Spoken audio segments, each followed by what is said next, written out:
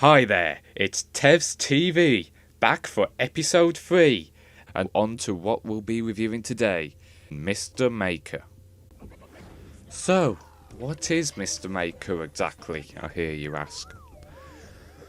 Well, basically, imagine that smart younger brother has got hyper online cordial, and that's pretty much what Mr. Maker is. Imagine that a screaming man is hitting you around the face with the Mona Lisa. That's what Mr. Maker is. Imagine that Salvador Dali turned into a cow and floated into space. That's Mr. Maker. My point for all this? It's ever so slightly mental. Nothing stays still in the entire show. Everything is played in fast forward, with the main presenter running around like a cross between the Flash and Taz from Tasmania. You half expect him to start going underlay, underlay, arriba, arriba, half the damn time. The basic plot of the show, if it can be said to have one, is that, apparently according to the opening credits, Mr. Maker is God, and on the first day, God looked down and made a cheap BBC set out of the bits and bobs he found in the bottom of a hobbycraft bag. He then proceeds to mull around his new abode, usually doing something odd, and that thing will inspire him to make a piece of art. He'll get the supplies he needs from his doodle drawer. Gloopy PVA glue. Yeah, that's probably what he sniffs in order to be able to run around as fast as that. And then he shows us how to make this piece of art along with him. Presumably we're supposed to actually make it, and really that's the end of that. And he soon moves on to his next piece of art and showing us how to make something completely different. Mr. Maker himself has to be on something while making this show. I mean, just look at him. Oh, I can see the colours. Maybe I should eat it. I am rather peckish. Mention any of this to your mum and dad, and I'll cut ya! Well, anyway, the main purpose of this show is for us to go out and make stuff. So, let's make something. Right then, Mr. Maker. Let's make this thing right here, right now. Try making an amazing ancient Egyptian picture out of bandages. I don't actually have any bandages lying around. Who the hell has Mr. Man-style bandages lying around? Here, bog roll, I'll use that. What else do we need? As well as some bandages, we'll need some other things from the doodle drawers. Come on, you lot. Some gloopy PVA glue. Gloopy glue. I have some moisturising lotion, that's quite PVA-ish. Some coloured crayons. I'm an art student, I have crayons. A fiery dragon? No, we don't need him. What? We don't need the dragon? Fuck. Right then, boys, get rid of the dragon. Yeah, you heard me, rid of it. I don't know what the hell you're supposed to do with a dragon. What the hell am I supposed to do with a dragon? Oh, that's it, boys. You want to come downtown? Come on, bring me. Some coffee powder. Check. Hey, no even need for any loopholes with this one. And a sheet of white paper. What bit of art student didn't you get? Now, to make an ancient Egyptian picture, like this one here, you have to start with half a teaspoon of coffee powder and then mix it in with 2 splashes of water. Water? You didn't mention needing any water. Water, what's watery? Saliva. Okay, I'll spit.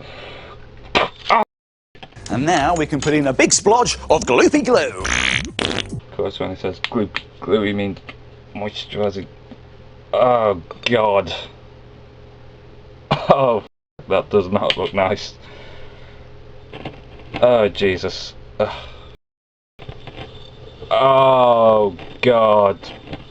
Now the next bit is the fun bit, but it's also the messy bit. What? You mean this is a dirty bit? Dirty bit. Now we're going to bring in our paper, and then we need to cut some bandages into strips and lay them across the paper.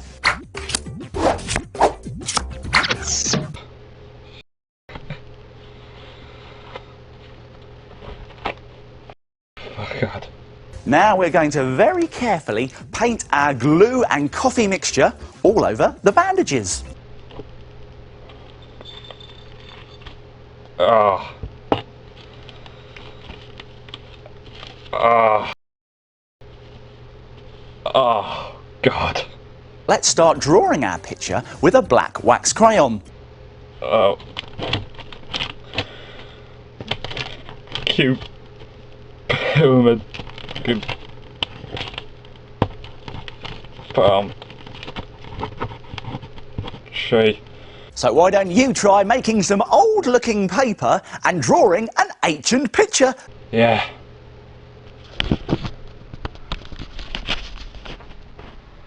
A masterpiece. So, yeah. Anyway, as you can see, the show really is just Art Attack repackaged for babies, fronted by a guy who can only be described as a mix between Mark Spate, God rest his soul, and Pee Wee Bloody Herman. It does come with a couple of added bits that were added to the format and are exclusive to Mr. Maker though. Firstly, we have the shapes, who are obviously 4 shapes. And these guys have always pissed me off. Why? Well, because their damn voices are wrong. Firstly, you have a small pink circle. Now what's the obvious voice to give a small pink circle? Now this might be a bit stereotypical of me, but you give it a young girl's voice. Small equals young, pink equals girl. Obvious, isn't it? I am a circle. So why the f does it have a male voice then? You know what happens when something's male and you make it pink? It becomes gay. It happened to Birdo, it'll happen to this. Do we honestly want another Tinky Winky controversy when we sell this to America? I am a triangle. Now that's the f***ing voice you should have gave to the circle! I am a square. Oh, trust me, I'm the f***ing square here. I spend all my spare time taking the mick out of children's TV and getting pissed off because circles aren't women! I am a rectangle. Oh, come on! That is so what the voice of the square should have been. The shorter, squatter shape should have had the deeper voice. I am a circle. What picture are the circles going to make? Well, the colours are saying to me that a cat. It currently looks like a Petri dish that's gone wrong. Ah, f*** it, it's all just a big load of balls. The next extra bit comes in the form of these kids, who, oddly enough, walk up to Mr. Maker's house, start cloning themselves in his front yard, and positioning each other in such ways as they make a picture. We're supposed to guess what picture they're making, but frankly, I'm still trying to guess what the hell's going on in this bit, exactly. I am brown. Whoa, hey kid, I know that some people aren't certain of their colour, but you are certainly not that. I am pink. Oh, yeah, sure. Let's make the girl pink because she's a girl. That isn't sexist profiling at all, is it? Wait a minute. Wasn't I just complaining about the pink circle not being a girl a few seconds ago? There, fuck it. Boo! You made the girl pink! I'm black. Same as the last boy, kid. No, you're not! Next up, it turns out that Mr. Maker also has a magic pencil that can draw pictures all by itself. Can you guess what the pencil is drawing? No. Why the f*** should you care? It's the same thing as the other two, only it's a pencil now. Oh look, a nice skater. Next! So last but not least, we also have Minute Make Time, which is a series of makes that you can do in under a minute. So what are we going to be making today, Mr. Maker? And here's what we're going to make today. A one-eyed monster! A what? A one-eyed monster! Seriously? A one-eyed monster! Oh my god. Yes, Mr. Maker is currently showing your children his one-eyed monster. Okay, so it turns out that you make Mr. Maker's one-eyed monster by getting two balls and sticking a large sausage-shaped protrusion over them. We can draw those on the side of this card here. Really? Oh, come on, there's subtlety and then there's that! Look at it! Look at it! What the hell does that remind you of? There is no way on God's green earth that this shape, stuck onto a one-eyed monster that's actually just two balls and a protrusion, was not 100% completely intentionally. I mean, God! You are a sick man, Mr. Maker, you are a sick man. Oh, God. Now I've got to be completely frank here. I love this show. Mr. Maker is brilliant. Just watch it and love it. Because, frankly, despite being an Art Attack clone, there's just nothing else like it on TV at this moment. It is insane, and delightfully so. I know that I just screamed and ranted at it, but it's just so fun, both the show and the ranting, and you just can't find it in yourself to hate it.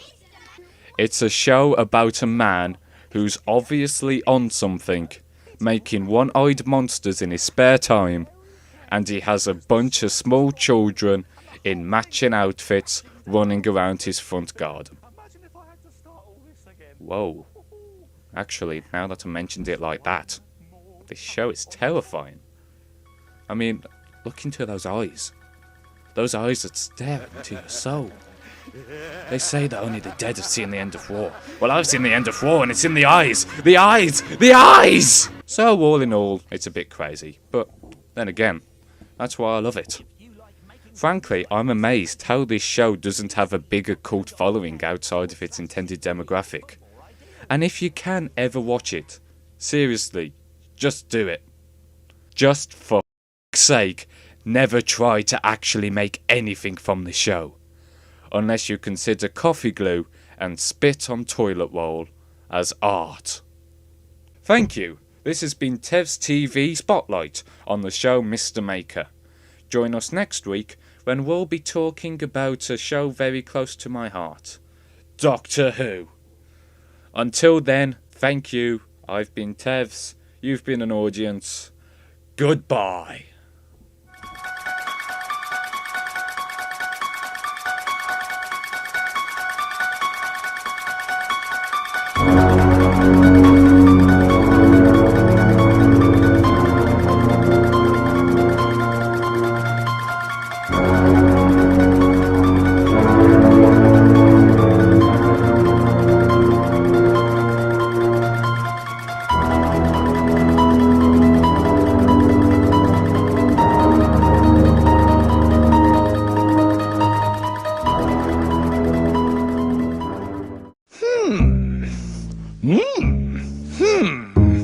Bandages, eh?